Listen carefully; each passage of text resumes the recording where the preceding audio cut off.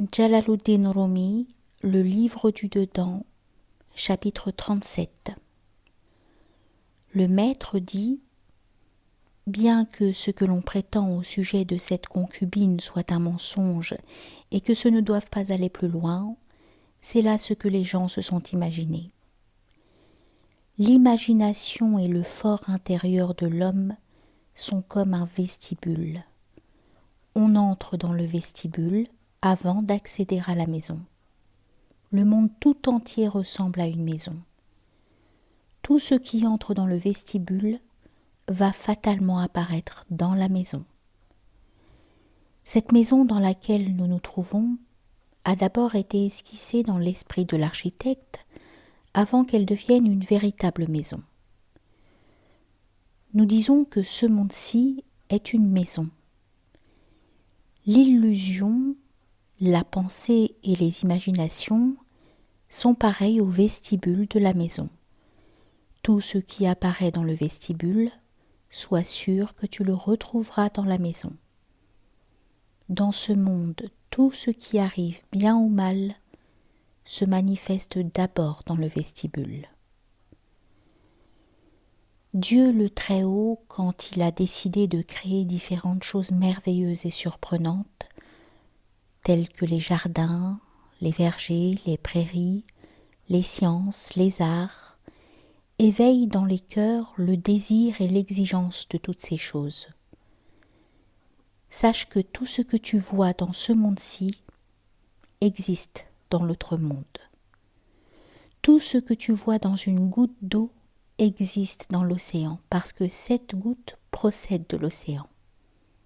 Ainsi en est-il de la création du ciel, de la terre, du trône et d'autres merveilles. Dieu le Très-Haut a placé son exigence dans les âmes des ancêtres, ainsi a surgi le monde. Certains disent que ce monde est éternel, mais il ne faut pas les écouter. D'autres disent qu'il a été créé dans le temps. Ce sont les saints et les prophètes qui sont plus anciens que le monde. Dieu le Très-Haut a placé dans leur esprit l'exigence de la création du monde, et c'est alors que le monde a pris naissance. Ils savent en réalité et peuvent le rapporter en vertu de leur rang que le monde a été créé dans le temps. Nous qui nous trouvons dans cette maison, nous sommes âgés de 60 ou 70 ans. Cette maison n'existe que depuis quelques années. Si des créatures vivantes sont nées dans la porte et dans les murs de cette maison, telles les scorpions, les souris, les serpents et autres petites bêtes, elles ont vu la maison déjà construite.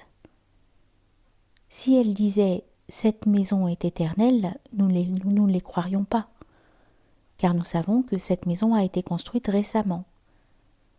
Pareil à ces bêtes surgies de la porte et des murs de cette maison, qui est leur seul monde connu, il y a des créatures surgies de la maison du monde, sans avoir en elles d'esprit, d'essence véritable. Ici, elles sont nées. Ici, elles disparaissent. Si elles considèrent le monde comme éternel, comment pourraient les croire les prophètes et les saints qui existaient 100 millions d'années avant la création du monde ? Comment parler d'années et de nombre d'années, puisqu'ils sont infinis et innombrables ?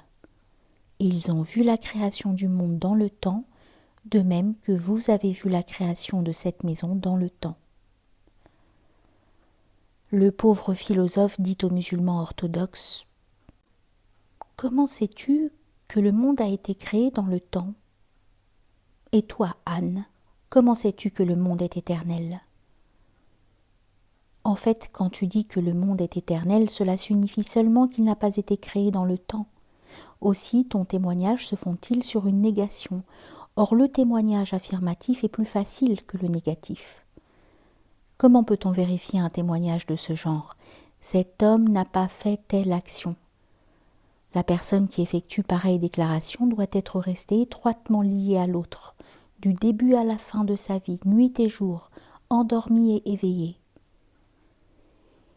Et même, tant de vigilance peut défaillir, car celui qui formule un tel témoignage aurait pu être surpris par le sommeil.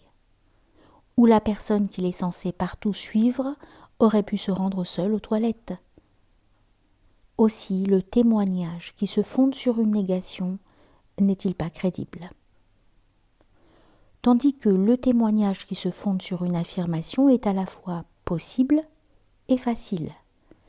Il suffit qu'un homme dise « j'étais avec lui pendant tel moment où il a fait ceci et cela », sans nul doute ce témoignage est admissible, parce qu'il s'inscrit dans les limites des possibilités humaines. Chien que tu es. Il est plus facile d'attester la création dans le temps qu'il ne l'est pour toi d'attester l'éternité du monde. Ton témoignage revient à dire que le monde n'a pas été créé dans le temps. C'est donc un témoignage fondé sur une négation. Étant donné que ni l'un ni l'autre ne peut être effectivement prouvé, et que vous n'avez pas vu de vos propres yeux si le monde a été créé dans le temps ou non, tu lui dis « Comment sais-tu qu'il a été créé dans le temps ?» Et il réplique « Oh lâche, comment sais-tu qu'il est éternel ?»